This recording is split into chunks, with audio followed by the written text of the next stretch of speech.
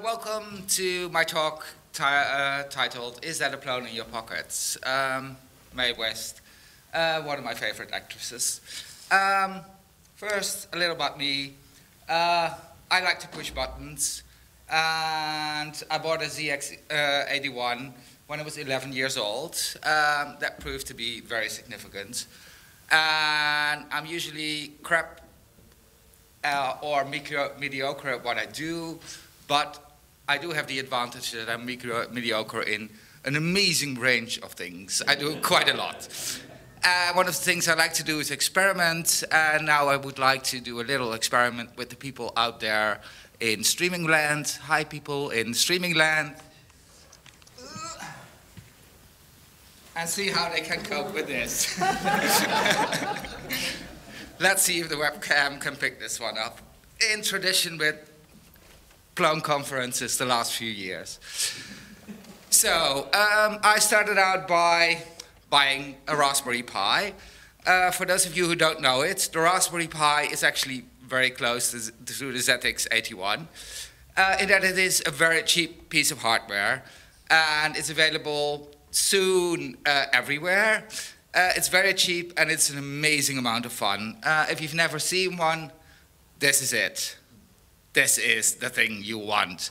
By the way, this is one of the, there's a few at the conference, but this is the one you can actually win, because I'll be donating this to the Plone Awards, so the winner will get this one. So, the Raspberry Pi is a tiny computer, $35. It runs an ARM version 6. These are the specs. 700 megahertz. You can overclock.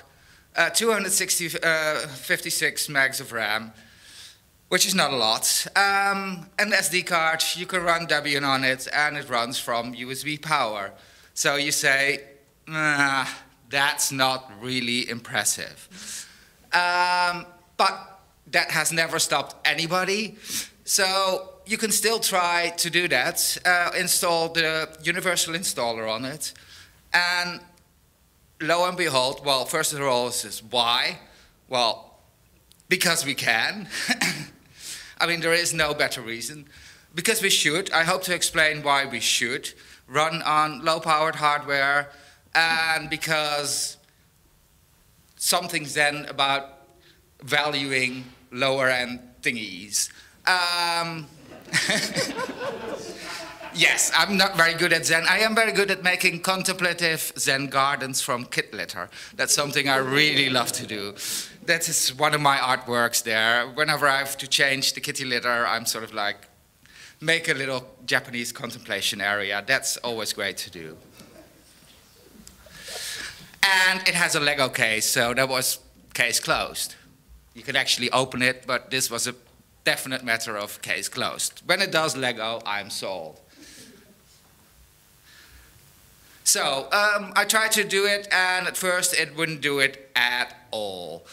I found out that one of the reasons because the SD interface on the Raspberry Pi is absolute crap.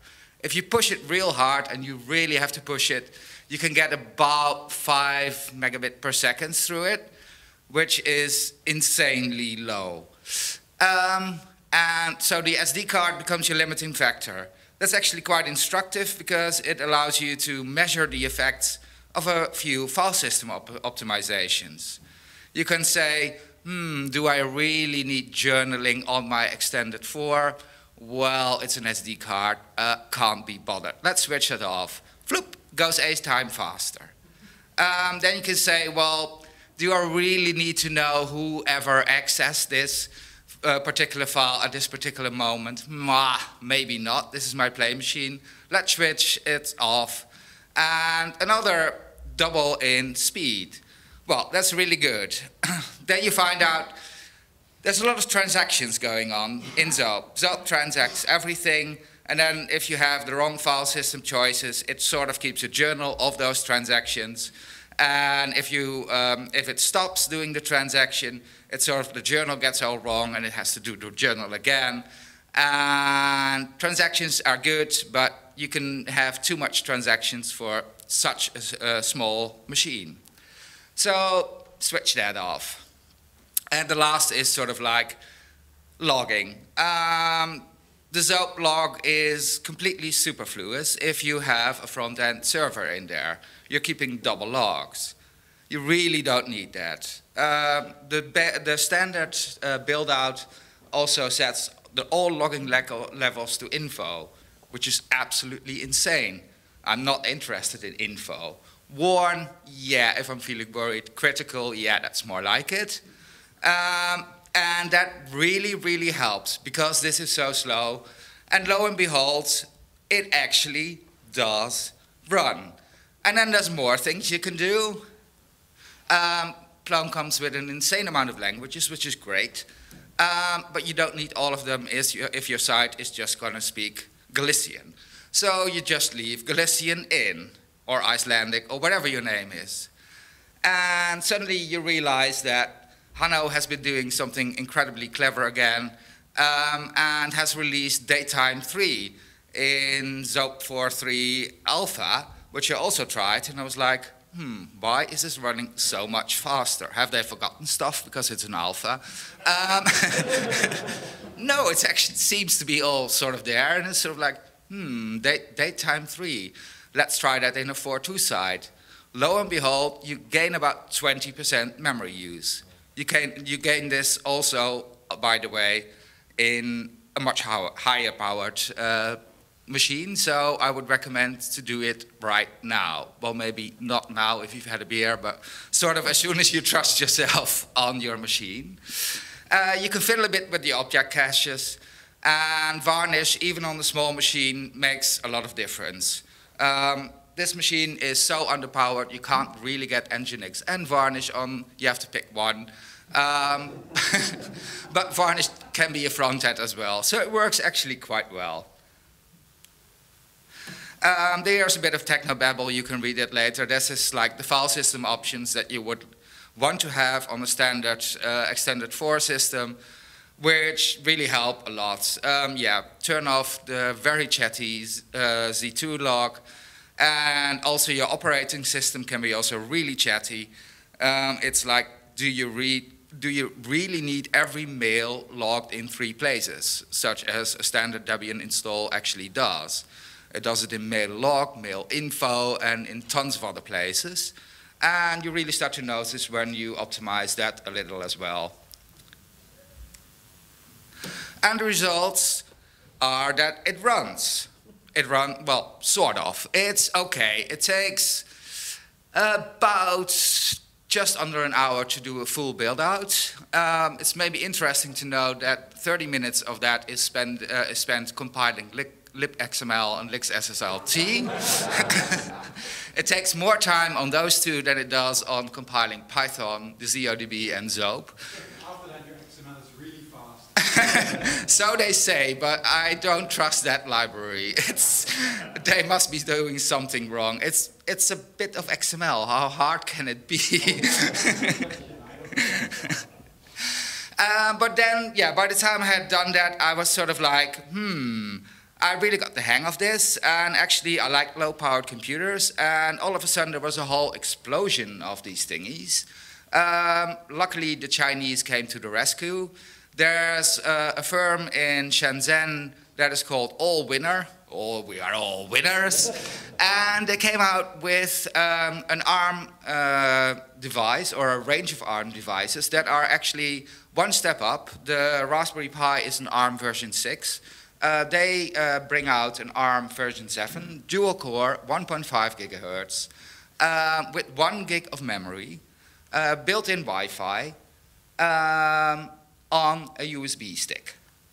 It's that size.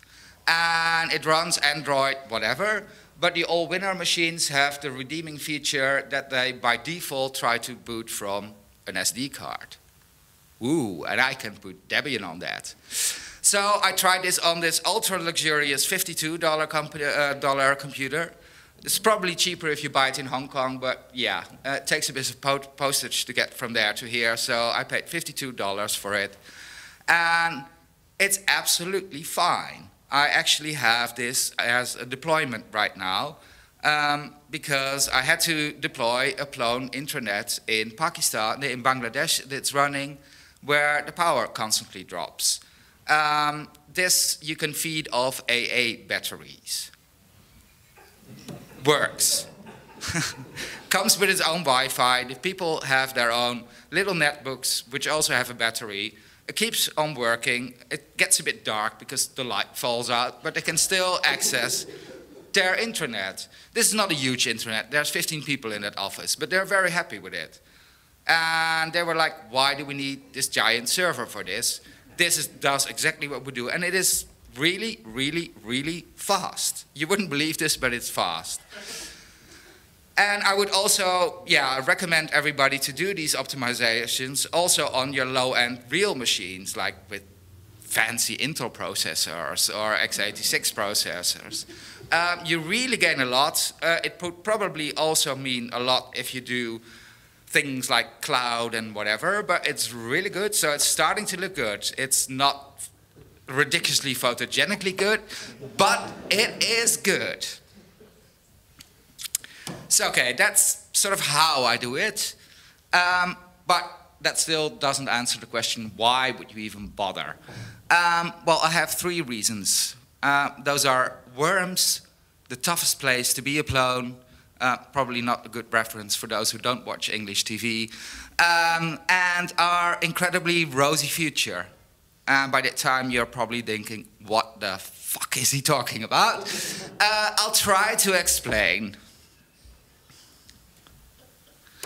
Worms. Write once, read manys. The majority of stuff that I deploy actually gets very little activity in the form of writes. They're sort of knowledge bases. People document their shit.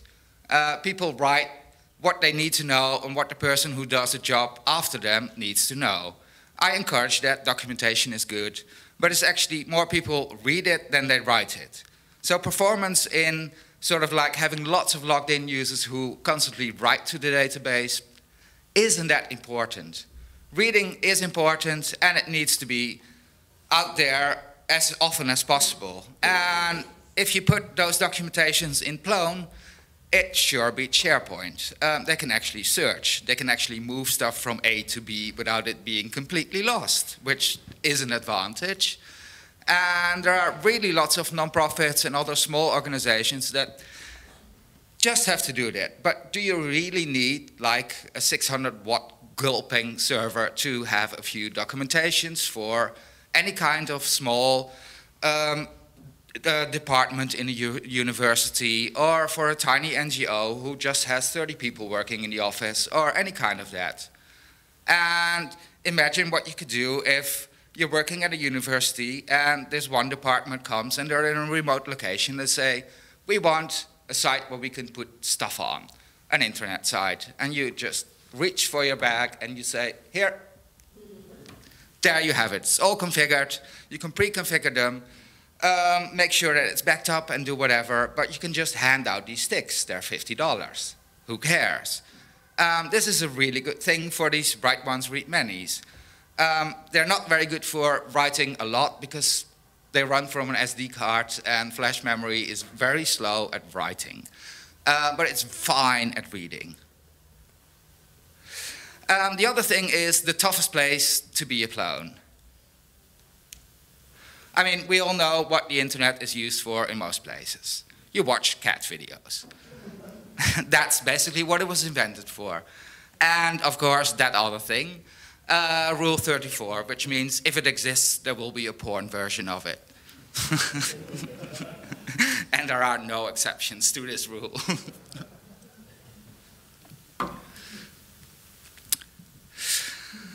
But in some places, people need internet for other reasons. And in some places, it is also a problem because they have repressive governments who come in and do bad things to them. It doesn't often happen here. When it happens, the cop turns into a meme, but in other places it's so common they don't bother making memes out of it because the next day that will just happen again. So there are actually quite a few organizations that I work with who have to deal with raids, like police raids, not software raids, on a regular basis. And Well, which one of these servers would you impound? Let me show you, this is definitely not to scale. And actually, in Pakistan, one group I work with has gone now so far as to collect old broken compact servers, you know, the really big loud ones, put them in the office, turn it on when the power is on. It makes a lot of noise, and the police come in about every other month and take the server.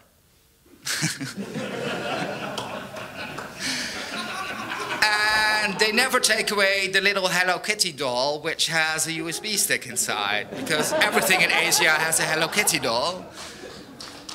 And I know it's not real security, but these are not real cops anywhere, they're thugs, so it sort of works. So nanoplones, I like to call them, and they're the future. They can be used for an amazing lot of things, and they will become more powerful, and we really should stop thinking that we are just running on expensive hardware, because the price of hardware has decreased dramatically, which opens up entire new avenues for us. And that is part of the rosy future, but there's more things to it. Think of the children. Yeah. A short callback to when I was young. As said before, the Zeetex 81 probably influenced my life a lot. Why? Because you could get some other computers at the time, but they were all toys. You could play Frogger on them. I was much more interested in getting something where I could also play, but sort of pretend that I was doing real stuff. That was much more interesting. You start out by saying, well, can I sort of tweak this game a little bit, but then you're sort of like, well, I might as well start to program because it's fun. And yeah, the whole claim that you could run a nuclear power station from that just gave me this insane sense of power. I want this power. So I learned Forth, and I learned a lot of other languages and had great fun.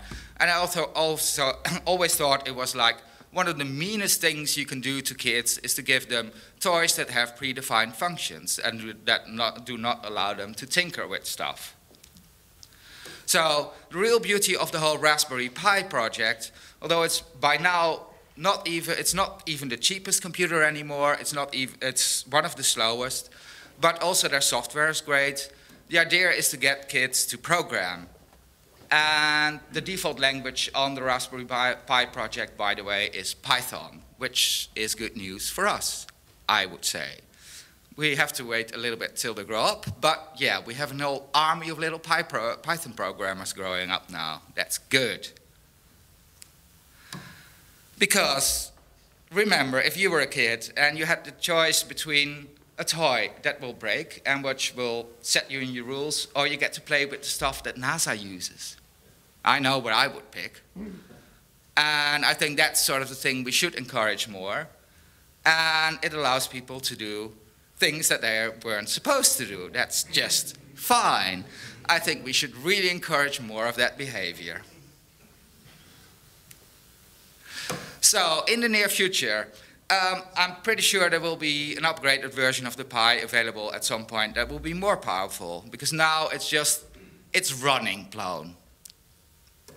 It's fun. I encourage everybody to do it. And you can learn a lot from the optimizations for your other projects, but it's not really production ready. Most of the all-winner devices are great. And there's even, if you have like insane amounts of money, there's an $89 version that has a SATA interface, which means you could put a little 2.5-inch SSD on there, boot just the operating system from your SD card, and run your clones from the SSD. It will fly. Okay, it's $89, it's a lot. But still, you do keep in mind that these file system options are important. But the important thing for me that I learned while fiddling with all these devices is Plone really can be configured from extra small to uber large. And that also means good things for our cloud deployments. Cloud is fun, but it can also be expensive. if we can optimize stuff to be run on minimal stuff, we can run it on the Cloud9 thing that we saw this morning. You can run it on a far lower scale of Amazon instance, which will just save you money. Up till now, usually our hardware advice was just buy the best you can get. We're not there anymore. Plone is now quite efficient, and it can be run on 1 gig quite comfortably. 512 runs actually. And I think in the 4 series, with every release, we have dropped the amount of memory we use, and we have upped the speed. We're on a real good track. I think we beat most PHP systems now. When they get done with a little optimization and get any real-world usage. So, although people always said that we are clumsy, we're big, we're the elephant in the room, no, you can actually run nano clones, and I strongly think that we should.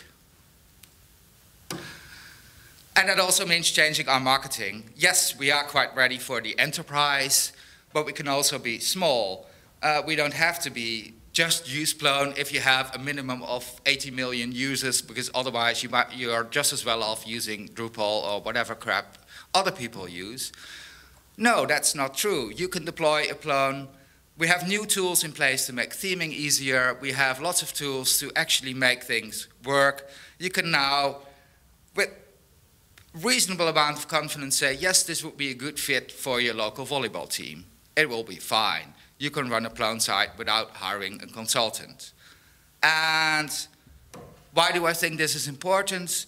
Because otherwise we will end up in the Java world. We'll end up in sort of a few very large companies doing very large deployments and then a gaping gap. We do need new people in our community. We need the tinkerers. We need the people that say, I'm just starting out, hey, this is a cool toy to play with.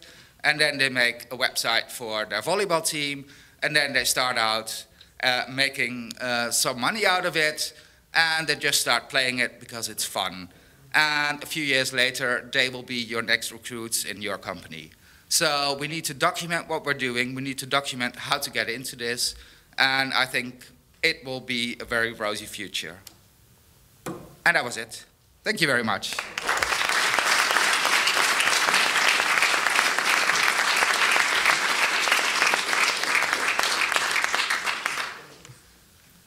And there was one person who wanted to know what the machine was, the luxury.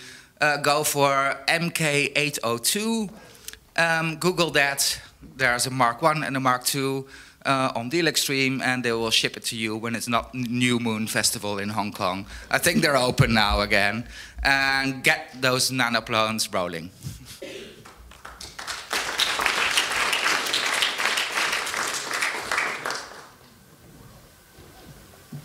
Questions? Oh, yeah. Questions? Questions? I'll just run to you for the people in streaming. Yeah, but the people in streaming land. Repeat my questions. Oh, yeah. You said document that shit. Did you document your shit and where? Yes, good question. I have documented it and I haven't put it somewhere. It's on my laptop at the moment. It will be on... Collective Docs? That's probably a good place. I'll put it on collective.docs. Give me till Tuesday. I need 1 day of sleep after the sprints. Do you find it takes a long time to start Plone initially? Because one of the things we found with running on a particular VM platform that had an I/O issue was when Python starts, it tries to look through the entire Python path structure of 200 directories. Yes, the question is, do you find it takes a long time to start Plone on like lower-end hardware with I/O issues? Yes. If you, for instance, start Plone on the Raspberry Pi, it will tell you, I failed miserably. It will say top, top, top, top, top, top, top, dot, dot, dot, dot, dot, and then it will say, couldn't start the Zope manager or the whatever manager it says. When you then turn your browser over there like 30 or 40 seconds later, it will have started just fine. But yes, it takes an insanely long time to start up. Just a comment, you could experiment with either build an omelet and use that Python path instead of the one that has so many different eggs in it. That might be faster, or try using Zeetex. That might be faster. But then you've got processor issues. Yeah, so there was a comment you could either use omelette because it has like a standard directory structure, or use Zeetex, but in the Raspberry Pi, probably because also the processor is running at a reasonably high load. It's at 1.20 or something, so Zeetex is probably adding to its problems. But probably on an ARM7, it has a dual core. It can do anything. Well, we'll start with your Yeah. What's the Raspberry Pi USB performance like in comparison to the SD slots? What's Raspberry Pi USB performance? You want the polite version? Shit. That's very polite. It's immensely, stupidly slow. And the problem is also that the network interface runs over it. So the Raspberry Pi is not going to be your platform of choice for anything else. But the other all-micro devices do it differently. They have different controllers, and they are quite a lot faster. Based ones, the USB slots are far faster than the SD slots. Yeah, but here the USB is also a lot faster than the SD. The SD on this one is, I don't know where they found it, somewhere in the bottom of sort of the throwaway bin somewhere in China. But it's just like the crappiest they could find. But it sort of works. And I mean, the Raspberry Pi is mainly fun because it has I/O ports, which you can also talk to directly from your Plone. Because there are Python bindings for just about anything on that platform. So it's great for blinking lights and measurements and stuff, but it's not going to be fast. Yeah. Is joining of journaling for the, at least the partition where the database is lying in, anything people can do for optimizing? The question is turning off journaling, do people do that? Well, I do it on production machines because I think my last power failure on a serious machine is very long time ago, because I tend to have uninterruptible power supplies on it anyway, and that is the main use of a journal. That was why they were invented, to sort of save you on FS check time when the power gets cut. But on a decent server or on a laptop that has a battery, you don't really need it. And it does save quite a lot. I may be playing with fire here, but I've been doing it for the past 5 years and haven't had issues. I mean, you're the guy that pushed the button where everybody says don't. Yeah, maybe sane people would say otherwise. I have no idea if other people have other recommendations, but journaling was basically invented for desktop computers because disks got larger, and when there was a power cut, it would start checking disks, and that would mean the end of the day, pretty much. And journals just make this a lot faster. But yeah, I don't use them that much. I very rarely pull the plug real hard on servers. But are there other opinions on that? Your OS might crash. It's not just power failure. If your OS actually crashes, you have a problem too. If your OS, yes. If you have kernel oopses, or if you have an improper OS which tends to crash, yeah, then you have problems. Does it crash much on very crappy bottom of the barrel USB hardware, or is that? No, it's actually quite fine. No, I've had more kernel oopses with my expensive Adaptec RAID hardware than with cheap hardware, I must say.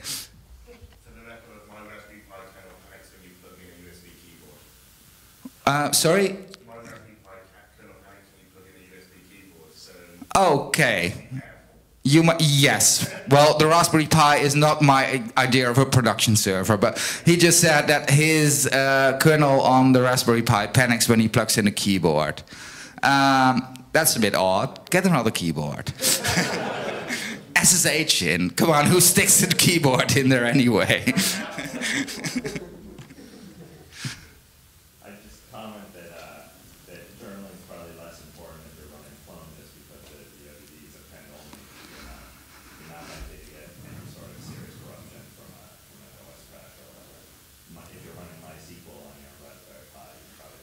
Yeah.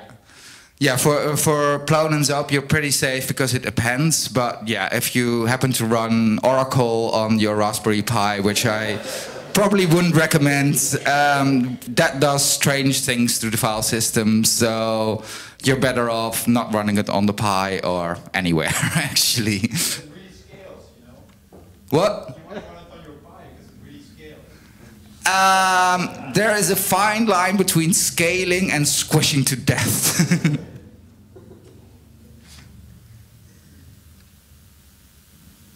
More questions?